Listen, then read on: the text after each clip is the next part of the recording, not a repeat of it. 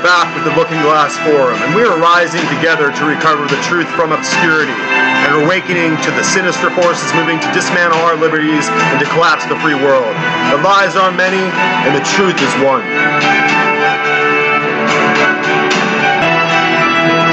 So we're here today. We're back, taking a look at a couple of interesting topics here, and we'll recap from what we were discussing in the earlier show on episode 4. And our previous research has already shown clearly that the Illuminati is connected directly to Hegel, who is connected to Marx.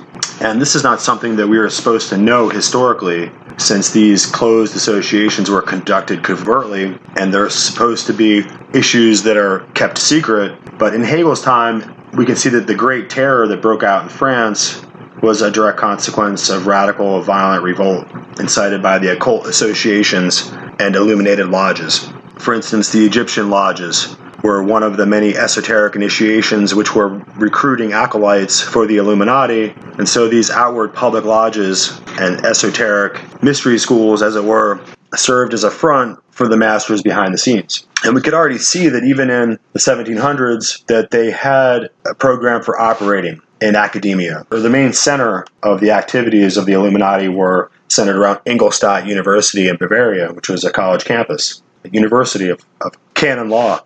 And we could already see that they were really savvy at using the media of the time. So you can see that Bonneville controlled several illuminated lodges, esoteric schools, and he also controlled several tribunes, which were journals. And also there was Minerva magazine, which was written by Illuminists, and all the high Illuminists were receiving Minerva magazine. We were able to follow the history of that, even as it affected the world in Haiti, in the revolt in Haiti, and actually incited a lot of that unrest. And then we go back to how easily the Illuminati was able to take advantage of the racial paradigm in this in-between period in history, as we're coming out of the Dark Ages and we're moving in the 14th, 15th, 16th, 17th century into the 18th century, moving forward in history, and the world population is becoming more educated and becoming more aware. Gutenberg's printing press is printing out, Shakespeare is printing out his plays, and the King James Bible is being printed out in mass for people to consume in their own homes, and knowledge is proliferated everywhere during this Renaissance period. You can look at the art in Florence, you can look at the outbreak of the science and technology, and so the shadow of the Dark Ages is breaking, and humanity is rising to a new level of awareness. So the slave trade is going on the ash heap of history. And in that place where some of the world is arriving at a conscience about slavery, and in many cases, like in the early colonies, in the early states, many Protestant-controlled states in America are going to just outlaw and ban slavery right from the outset. And in other places in the world, slavery still exists, like in San Domingo and in the southern states in America. So in this transition period, the intelligentsia from Bavaria are able to seize on this moment to create a radical uprising and a violent revolt. And they were able to capitalize on this political unrest and the political unease within the United States to exacerbate the Civil War. We'll look at that more later in later episodes. And we can see that as the French Revolution is overturning the monarch of France, and the streets are being controlled by violence, and the mobs are burning and looting France, we can see that they are restored to order again under a military dictator, namely Napoleon Bonaparte. The monarchs of Europe are going to try to take advantage of the Civil War and French intervention in Mexico during the Civil War between 1862 and 1867. The French Emperor Napoleon III maneuvered to establish a French client state in Mexico, and eventually installed Maximilian of Habsburg, Archduke of Austria, as Emperor of Mexico. Stiff Mexican resistance caused Napoleon III to order French withdrawal in 1867. The American Revolution had taken place far away from Europe and far away from powers of the monarchy and the armies of Europe. And the monarchs of the old world in Europe are in a frenzy to bring this heretical Puritan and Baptist Republic of America to ruination. But as if by some divine providence and against all the odds, America still stands. And you have to remember that France had French holdings in the southern area of the North American continent. So later would be the Louisiana Purchase. And so the French were establishing a lot of forces in Mexico, just as the British were trying to marshal their forces north in Canada, and they were preparing themselves to take over big swaths of the continent after the American project, the American experiment of free men would ultimately collapse. And as we discussed before, the powerful Russian Navy would remain positioned to defend America on both the east and the west coast, as the national body politic within America is engulfed in civil carnage and bloodshed. And it would behoove the Tsar to defy the monarchs of Europe, many of who were his enemies. And if we look, it was Tsar Alexander II who had a huge conflict with the Jesuits and had actually banned them out of all of the Russian territories because they were so political and they were operating with political machinations against his authority and were plotting to overthrow him. And we would see that actually come into fruition later on with Marx and Engels and Trotsky and Lenin, who would actually travel to Russia to take advantage of the unrest there and to overthrow the Tsarist regime for good. Just in the same manner that happened to King Louis during the Great Terror, when him and Marie Antoinette, the Queen, were guillotined in the streets. You can see that it's the intention of the Illuminati to overthrow the current governmental system in order to replace it with one that's more amenable to them. The aristocracy and the European nobility, which sat and in many ways still does sit at the highest echelon of the hierarchy of the medieval world, defied the lowly orders of peasants and unwashed masses of common man who dared to raise a nation state dedicated to human liberty and individual freedom and freedom of religion. The monarchs knew only autocratic command and control over their subordinated subjects, who were never free to speak or free to publish their own views, nor were they ever free to own firearms or maintain the religious convictions of their own conscience. Thus, America was condemned as a nation of heretics, slaves, and witches by the Jesuit-led Vatican, by the Council of Trent much earlier on, and later on by the the Church Council of Vienna, which occurred much later in history. So we must view the whole scope of human history in order to widen our gaze so we can see the larger puzzle. Who would control religion? Who would control the world order? Who would control the people? Would the revolt of American freemen stand? And it might be interesting to point out also that we have long discussed the rather conspicuous statue of Albert Pike as it sat in Washington, D.C. for so many long years. And Albert Pike was one of the grand masters of the American Illuminati, and he was the designer of the Palladian Rite, or the High Rite, that ruled over the high 30, 31st, and 32nd degrees of the Scottish Rite, which he was a highly initiated Freemason, and also he was a Confederate general who was responsible for actually putting into place and creating the Ku Klux Klan. So he was one of the founding members as a knight of the Ku Klux Klan and as a knight of the Rosy Cross and the Freemason orders. You can see that the theme of knighthood or Templarism is a recurrent theme, and we have to understand that to be papal knights. Those are knights who are under the command of the Pope and who serve the purpose of the Pope. And Templarism ultimately is the concerted effort of all the king's men, as it were, or the Pope's knights, to ultimately control the Temple of Solomon, which is in Jerusalem. And it really refers back to the Crusade Wars and the fight against Saladin and the Muslims as they fought to control the Holy Land, or to fight the Holy War, or to fight the Holy Crusades and control Jerusalem and to take it from the Muslims. Of course, this has long been their design. And today you can see that they have a pretty good hold on it. They have brought back the labor Zionist Socialist Party of Jews to come back and to live in the land, but they also have a dialectic in place. So you're going to have the land split in two for Muslims and Jews both to call it their homeland. And so it keeps a perpetual agitation and a perpetual conflict in place. And so we think that it's obvious that is by design. And so it stands to reason that the very conspicuous Albert Pike statue was placed there long ago as a forerunner for the chaos that's being created today.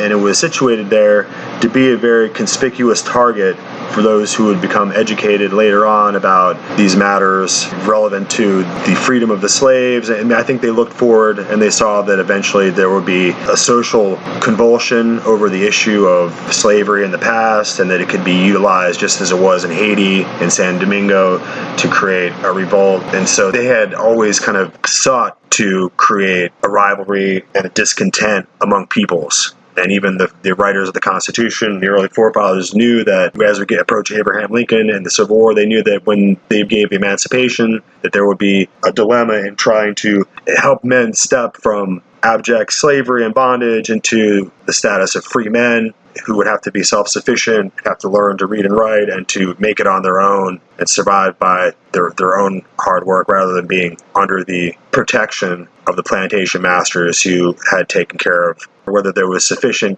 care taken. They had always been taken care of and cared for, almost like you would imagine people who are made dependent on food stamps and housing funds and Section 8 financing from government sources, how difficult it would be for them to earn the extra cash to take care of those extra expenses. It's the same kind of dependency. So as the men who are enslaved are going to be made free, they're going to no longer have, a lot of them are really just going to become paid employees and work on the same plantations that they were born on. And so the ability for men to develop and rise and to be educated and to teach their children, to have generational influence over time so that they can build a successful people in the land.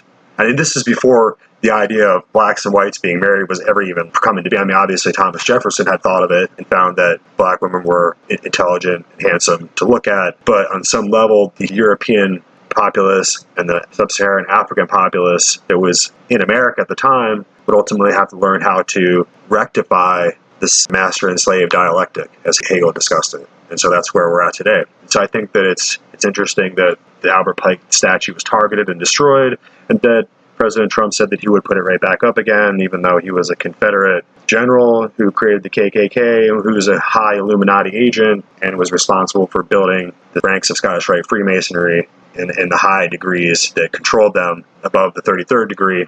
So, and that was where you get to the Illuminati. So let's go ahead and take a look here. I have a very interesting book here. And so we have to ask ourselves, how does the old world order organize itself to influence the structures of self-government and representative democracy? It's not an autocratic command in a republic like that of a monarch, but many votes cast to elect representatives who must vote. The power to rule is diffused, and so we must try to comprehend the influence networks and clandestine movements innovated by the European elite, the Papal Knights, the Illuminati, as we understand that they are all one contingent. So this very fascinating book is called Secrets of the Tomb, Skull and Bones, the Ivy League, and the Hidden Paths of Power by Alexander Robbins in 2002. And if you go on the internet and look on C-SPAN, she does a very interesting in-person discussion of the book too. And so you can see the video as she discusses the book. And she apparently attended the university at Yale, where the famous Order of Skull and Bones has long resided since the 1800s. So we'll just begin. The Legend of Skull and Bones. Sometime in the early 1830s, a Yale student named William H. Russell, the future valedictorian of the class of 1833, traveled to Germany to study for a year.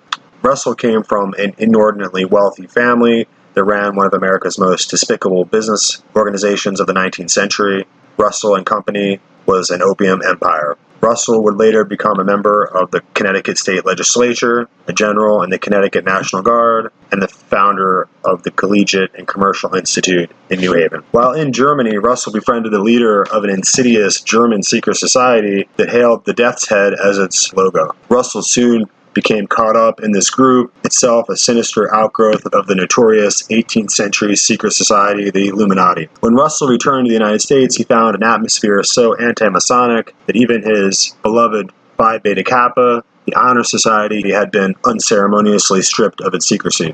Incensed, Russell rounded up a group of the most promising students in his class, including Alphonso Taft, who was the future Secretary of War, Attorney General, Minister to Austria, Ambassador to Russia, and father of the future President William Howard Taft. We might add that William Howard Taft would also go to Yale and become a Skull and Bonesman. And we continue. And they, out of vengeance, constructed the most powerful secret society that the United States has ever known. The men called their organization the Brotherhood of Death, or more formally, the Order of Skull and Bones. They adopted the numerological symbol 322 because their group was the second chapter of the German organization founded in 1832. They worshipped the goddess Eulogia, celebrated pirates, and plotted an underground conspiracy to dominate the world. Fast forward 170 years. Skull and Bones has curled its tentacles into every corner of American society. This tiny club has set up networks that have thrust 3 members into the most powerful political position in the world, and the group's influence is only increasing.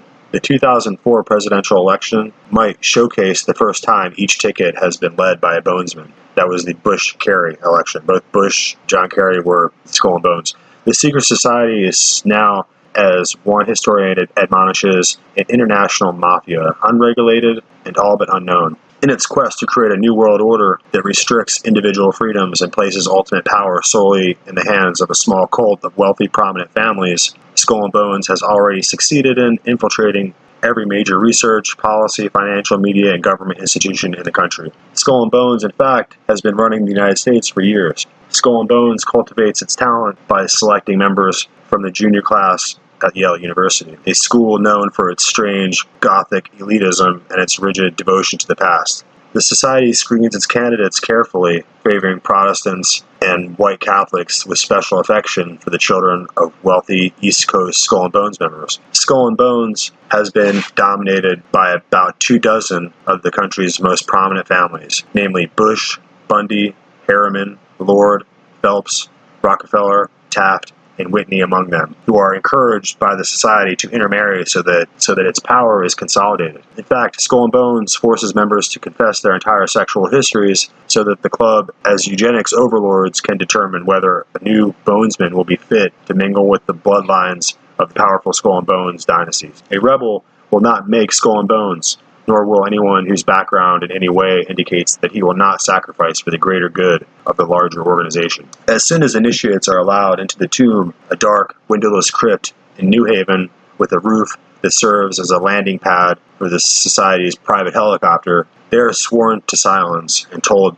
they must forever deny that they are members of this organization. During initiation, which involves ritualistic psychological conditioning, the juniors wrestle in mud and are physically beaten. The stage of the ceremony represents their death to the world as they have known it. They then lie naked in coffins, masturbate, and reveal to the society their innermost sexual secrets. After this cleansing, the Bonesmen give the initiates robes to represent their identities as individuals with a higher purpose. The society appoints the initiate with a new name, symbolizing his rebirth and rechristening as Knight X, a member of the order. It is during this initiation that new members are introduced to the artifacts in the tomb. Among them, there is Nazi memorabilia, including a set of Hitler's silverware, dozens of skulls, and an assortment of decorative tchotchkes, coffins, skeletons, and innards. They are also introduced to the Bones Whore, the tomb's only full-time resident, who helps to ensure the Bonesmen leave the tomb more mature than when they entered. Members of Skull and Bones must make some sacrifices to the society, and they are threatened with blackmail so that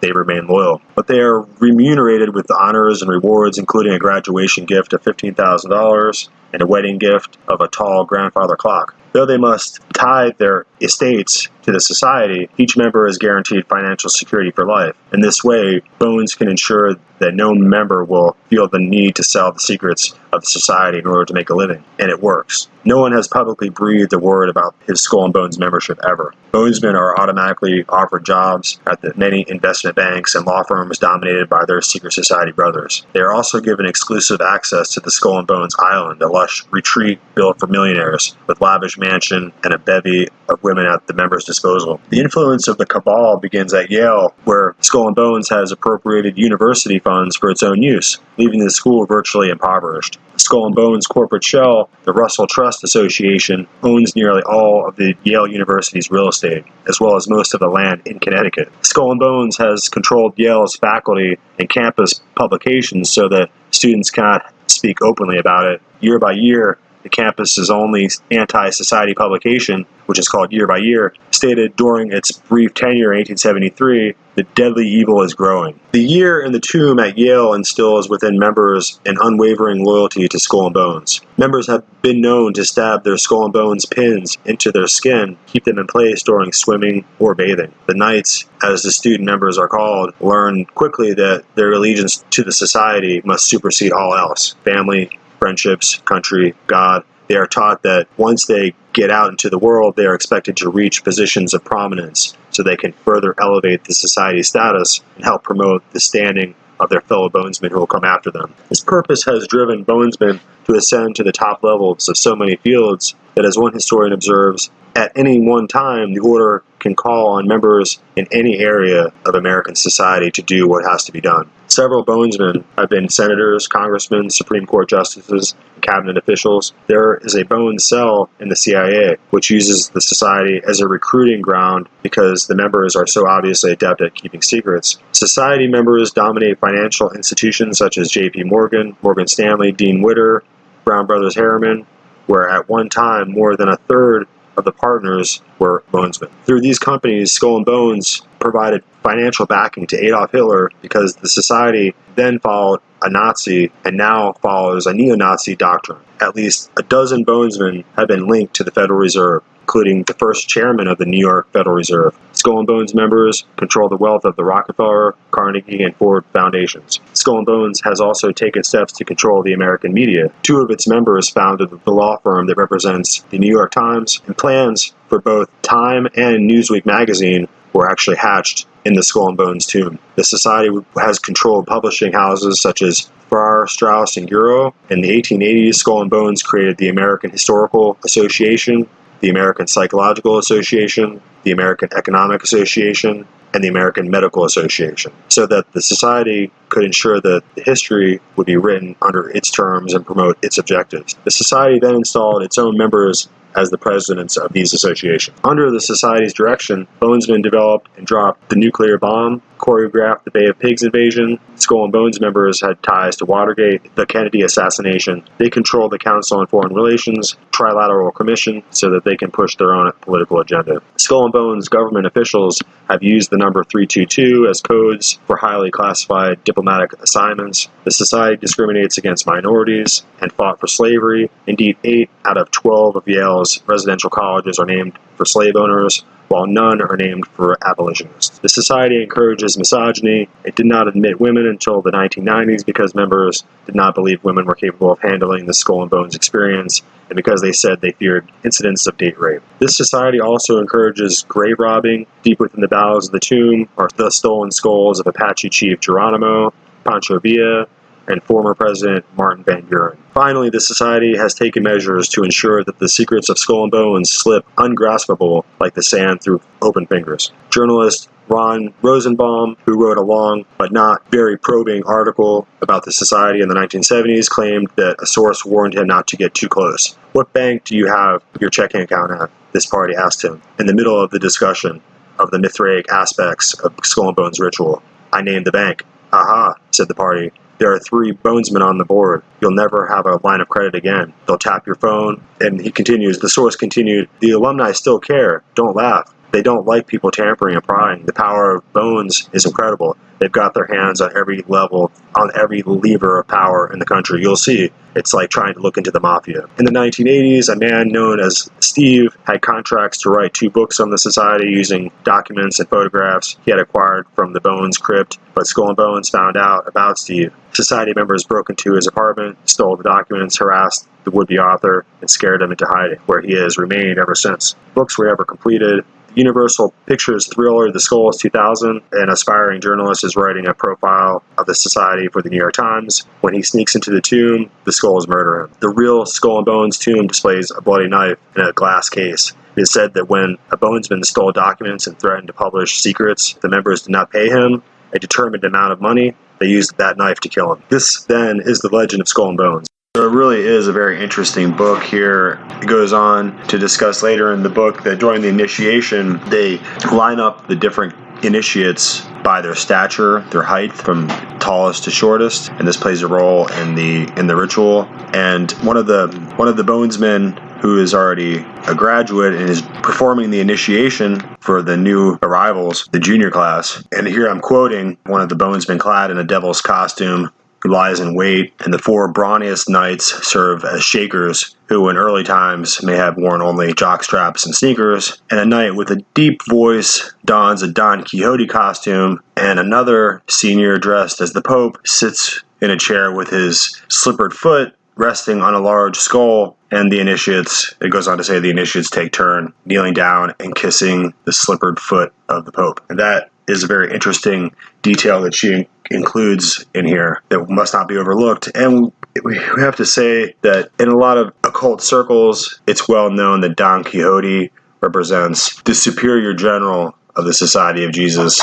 You might remember that Don Quixote does play an interesting role in the movie The Ninth Gate, which is an occult movie. And we might also point out at this point that Skull and Bones really represents the junior initiation into the Knights of Malta. And it's not difficult to look on the internet and look up a chart, the structure of Freemasonry, and you can see that it shows both sides of the steps, the Scottish Rite side and also the York Rite side, which has 9 degrees, and at the very top, the 8th degree is called the Order of Knights of Malta. And so you can see that these initiations, whether through Skull and Bones or whether through the York Rite Lodge or the Scottish Rite Lodge at the highest degrees, are really knighthood orders. And at that point, you're not only entering a degree within a club named Knights of Malta, but you're actually entering the Order of the Knights of Malta as an actual papal knight. And as we continue here, I might just point out that these are not our words that we were discussing earlier. These are the words of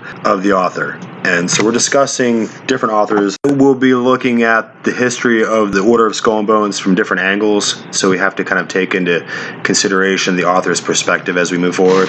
And it seems as though the order has many, like the author said, there could be upwards of 500. There's really no way of knowing exactly how many active members of Skull and Bones are in play today, because their records and their membership lists are not exactly public. We currently have at least one known Skull and Bonesman in the Trump administration. That's Stephen Mnuchin, and he went to Yale and was well known to be a member of Skull and Bones.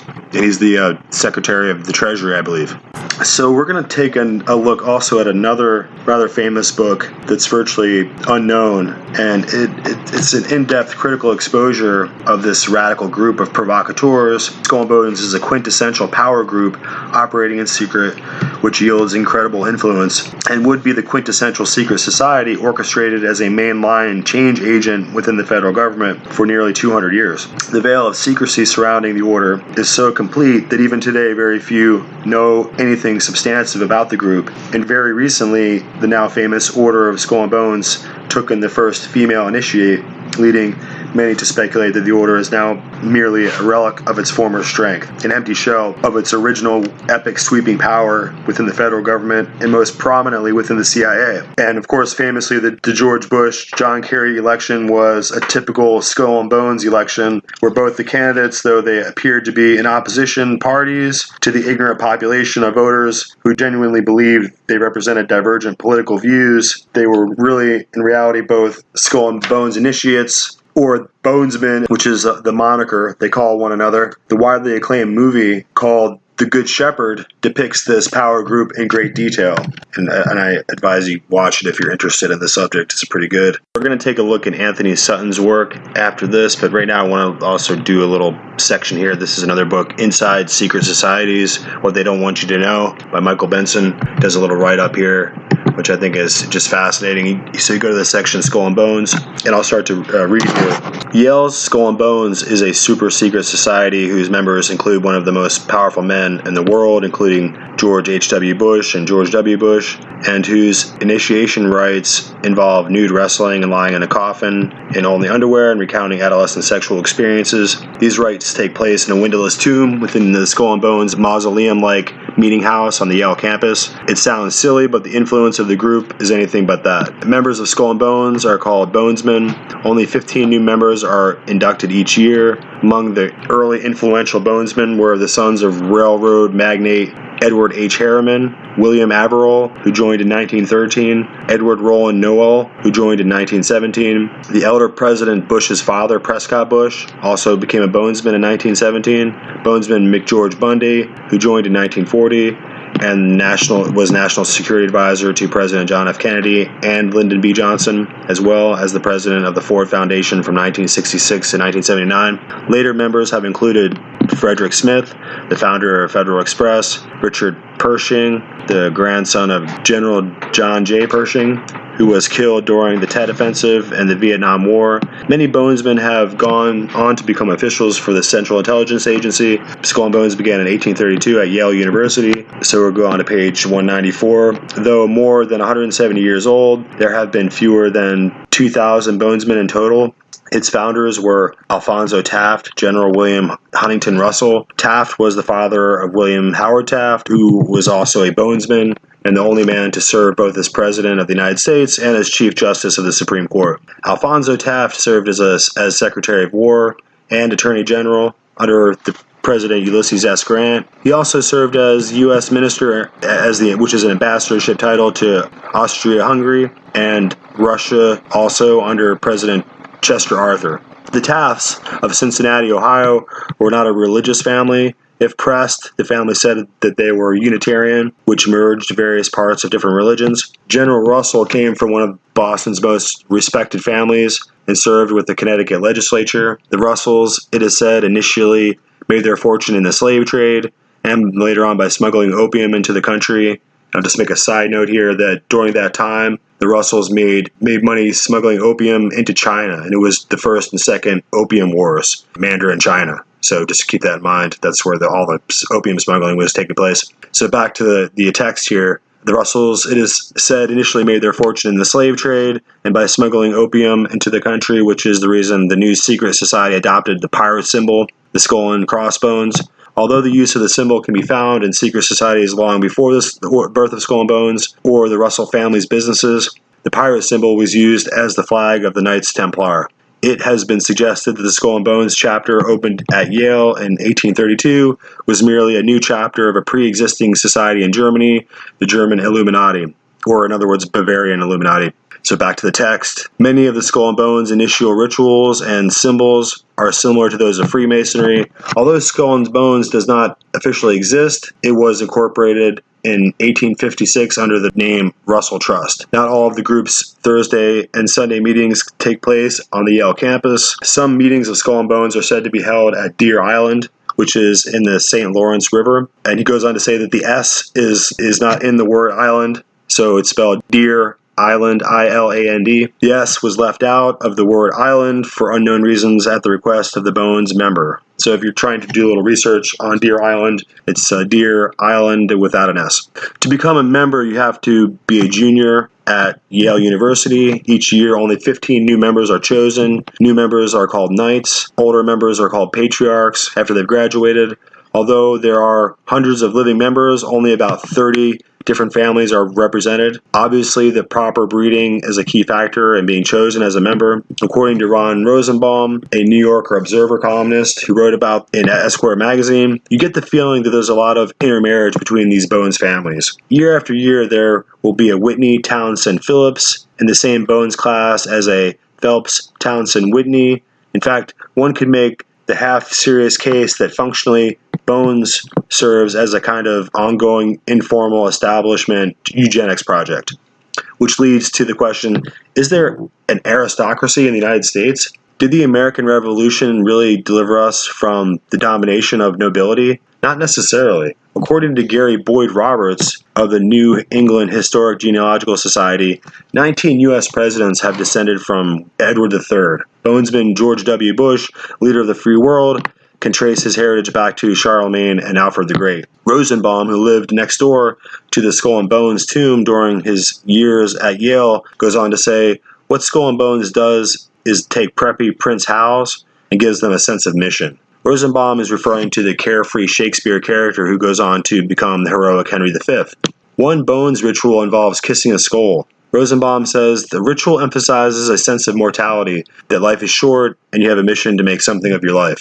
According to conspiracy theorist and sometimes politician Lyndon LaRoche, Skull and Bones is not merely a fraternity, no special alumni association and added mumbo-jumbo. It is a very serious, very dedicated cult conspiracy against the U.S. Constitution. Like the Cambridge Apostles, the initiate to the Skull and Bones is a dedicated agent of British intelligence for life. Bonesmen, who are also part of the Council on Foreign Relations, constitute a secret society inside a secret society. And it is said that the Bonesmen yield a real power in the CFR. Apparently, one of the matters of foreign policy of great interest to Skull and Bones is China. Since the U.S. developed a relationship with China during the Nixon administration, many of the U.S. ambassadors to the country have been Bonesmen, including the elder George Bush. Some feel this is because the huge amount of opium China produces. So we'll just leave it there, and we'll go on to take a look at Anthony Sutton after the break. All right, so we're back here after our little break here at Looking Glass Forum, and we're discussing the occult power group Skull and Bones. And a lot of people have never heard of that, and it's a fascinating subject.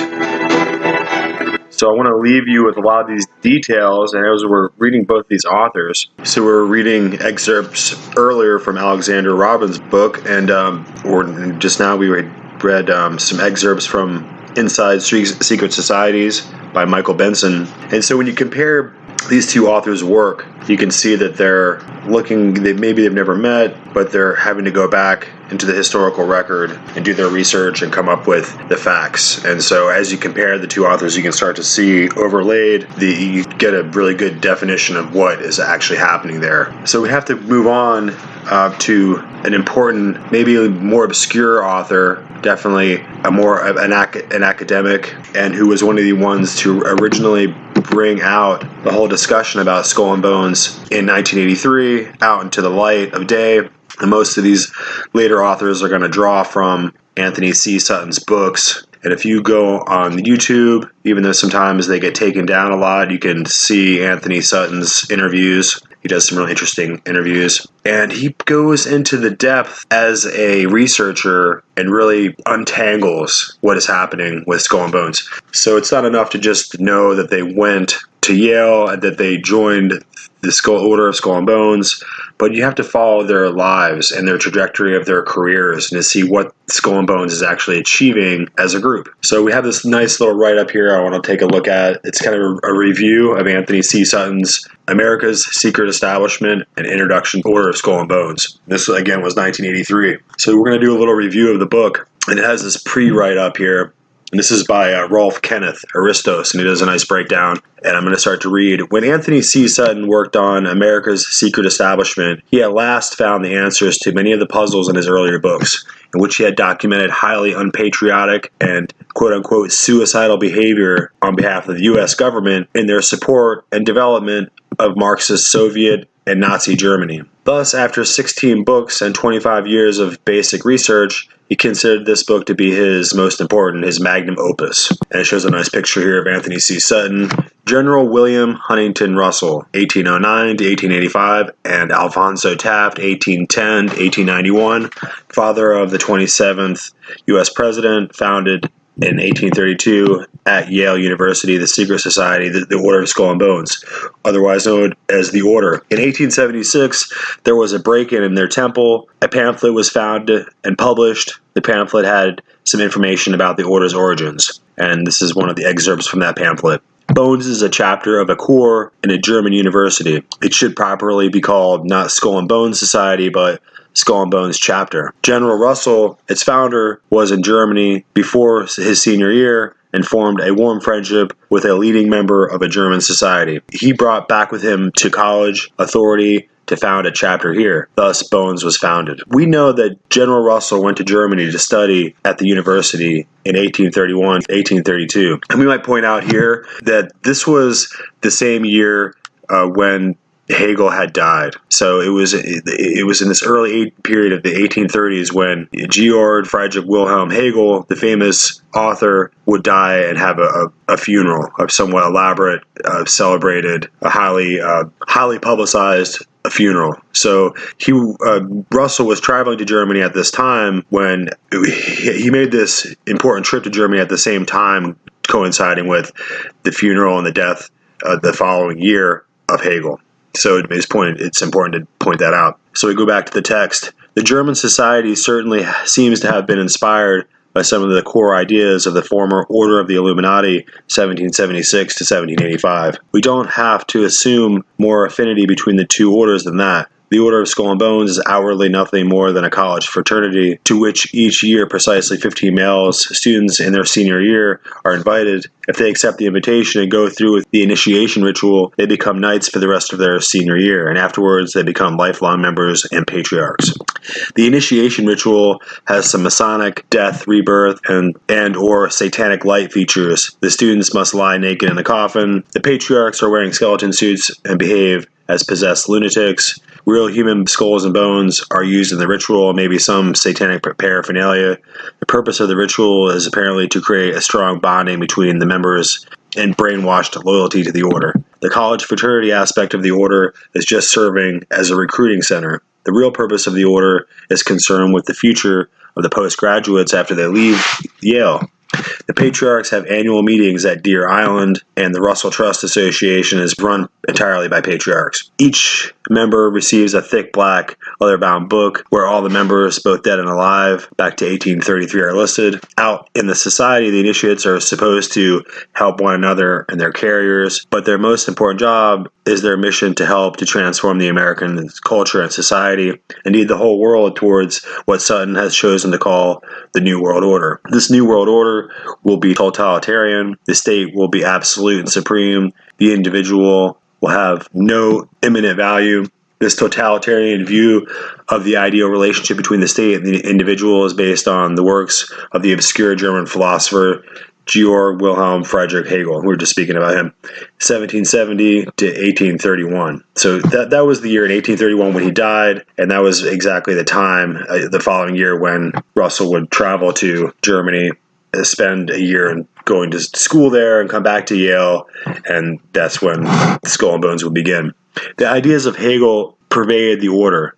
Since their totalitarian view is clearly against the U.S. Constitution, such a society would, under normal circumstances, be judged illegal in the U.S., hence their work must be done in secret. Since 1833, active membership has evolved into a core group of perhaps 20 to 30 families. It goes on to reiterate here what we said before, that they had founded the American Medical Association in 1847, the National Education Association in 1857, the American Historical Association in 1884, the American Economic Association in 1885, the American Psychological Association in 1892. And so it goes on to say the order achieved control over the Yale University by 1870. They managed to transform or pervert academic psychology, modern educational theory. John Dewey is involved, economics, history, and several other subjects by basing them on the Hegelian state supreme foundation. So it goes on to say the Hegelian foundation of these subjects means that the focus is not on individual freedom or on the development of talents and the ability to think and act independently,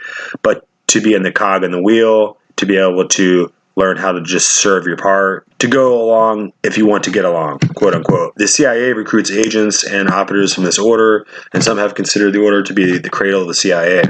According to Sutton, the order has not only been successful in the destruction of American culture, but also in orchestrating world history by the application of the Hegelian dialectical process. This process is well known among intellectuals and students of European philosophy, and it goes like this. A thesis, or A force, always produces or results in antithesis, or B force.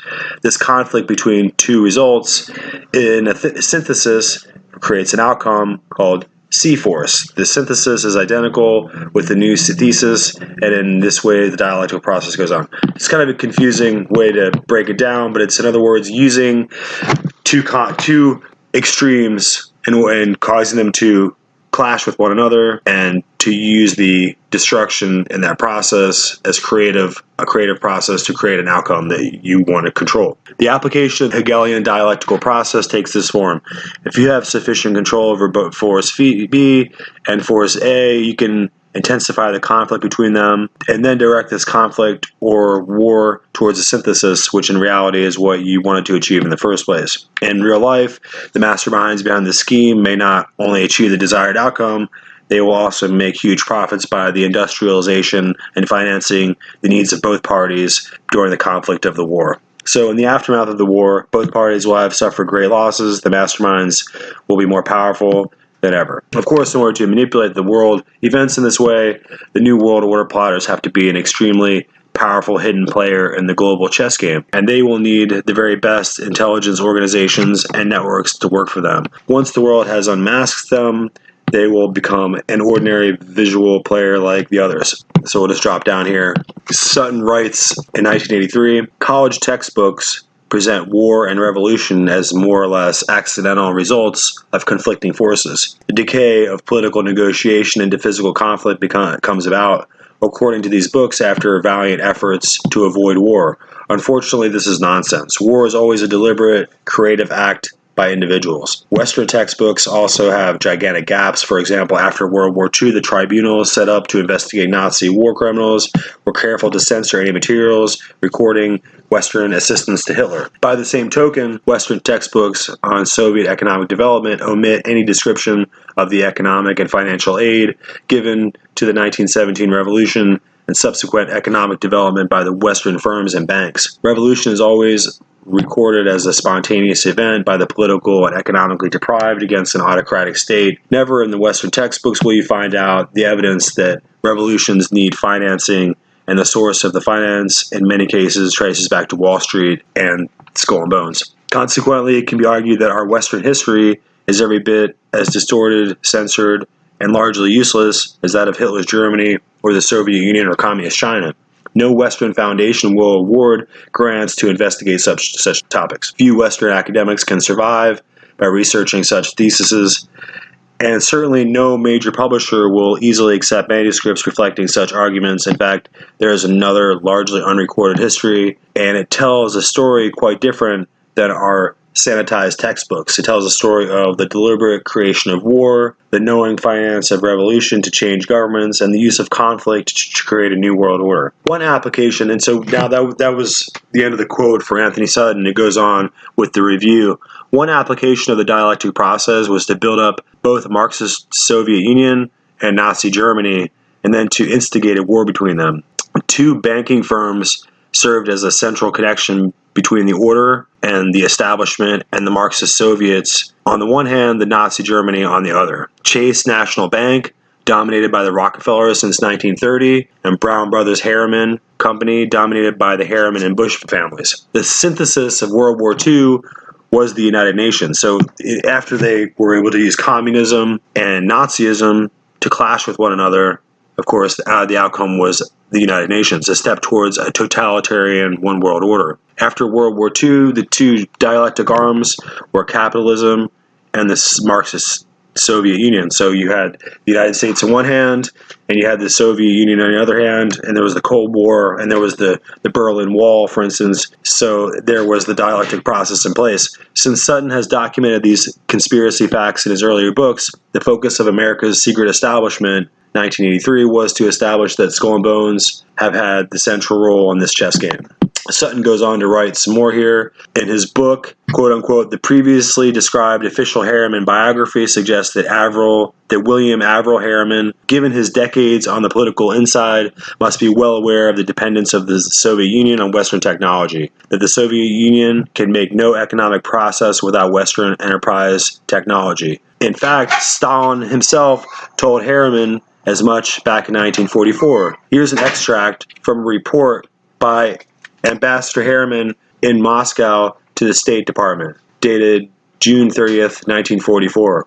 And it goes on to say, quote unquote, Stalin paid tribute to the assistance rendered by the United States to Soviet industry before and during the war. He said that about 2/3 of all the large industrial enterprises in the Soviet Union had been built with the United States' help or technical assistance. Stalin could have added that the other 1/3 of the Soviet industry had been built by the British. In brief, Harriman knew firsthand back in 1944 at least that the West had built the Soviet Union through Western financing and Wall Street. Now examine Harriman's official biography and its string of appointments relating to NATO, Mutual Security Agency, State Department, Foreign Policy, and so on. In these posts, Harriman actively pushed for a military buildup of the United States, but if the Soviet Union was seen to be an enemy in 1947, then we had no need to build a massive defense.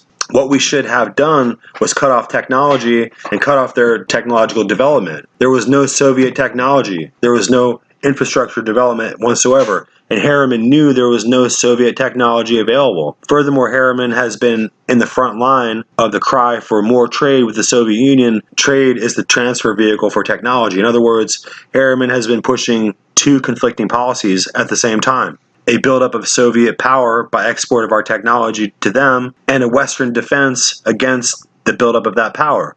Isn't this the Hegelian dialectic, thesis versus antithesis, and the conflict which leads to a new synthesis? So that's the end of the quote on that. So we're getting into the kind of the nuts and bolts here, but I'm leaving all this information available for you to research yourself. So it comes down to being a matter of understanding that creating conflict is a way of moving forward and advancing their agenda. So the exposure of Skull and Bones and Sutton's work is really explosive, and the truth of the matter is that no one really has any idea that the information is really out there, that the exposure has taken place. And it really goes into great detail in explaining how the Wall Street bankers, led by the members of the Skull and Bones, financed both Hitler and Stalin, and then built up the military industrial complex in the United States in order to defend against that armament. And we have to recognize that this kind of triangulation and destructive financing and financing both sides of a conflict are pretty typical. And if you go back into European history, you can see that takes place quite often. We can discuss later on about how it happened with Napoleon. And it was normal for big banking agencies, perhaps the Rothschilds are most famous for financing both the North and the South in the Civil War. And the calculation is pretty simple. Whatever side wins, you have them in your debt, and if the other side loses and you finance them also, then everything they have is now bankrupted and you own it by mere fact that you finance them, and once they collapse, then you own all their assets. So you end up owning the synthesis. So if you have side A and side B and you push them both together, then in the end you end up with everything. We need to recognize that the old order, the old medieval order, and the old European nobility and aristocracy were not going to simply give over the American Revolution and the American colonies to us. The whole scope of the subject matter is complex, and the fields of influence are geopolitical, and they run through many areas of our lives. And the velocity of the progression of history will not hesitate for us to catch up or give us a chance to catch our breath. And it will not give us a head start so that we can do a Google search to get it caught up on the background events. We must be decisive. We must have full orientation before the battle suddenly arrives to catch us unaware and unprepared. America is the free world. In this land, we have captured the lands and the dominions of our previous lords and masters and the kings of Europe. They are in England, and his predecessor now looks on from that same throne. The Queen, even at this hour, prepares to hand the reins of state to a new king, and the struggle for human liberty has never been more exaggerated.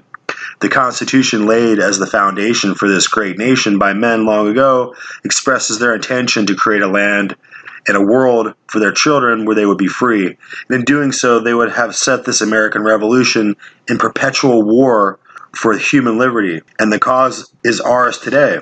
It's a philosophical conflict at which we cannot relent. Whether we like it or not, whether we know it or not, whether we shrink from it or not, the masters of the old world order, the aristocracy of Europe, and the nobility with peerages that are ancient, our overlords who are the global elite, the captains of industry, members of the orders of all the papal knights, whose legacy spans 5 centuries back, initiates of today's hidden combinations of Jesuit priests and Illuminati agents. They have long set themselves against this American Republic and have prepared for generations to make an epic ruin of us, and we as a nation are blind to the danger. So that's the end of episode 5. I hope that you'll come back with us, and we have a lot more to get through. See you next time.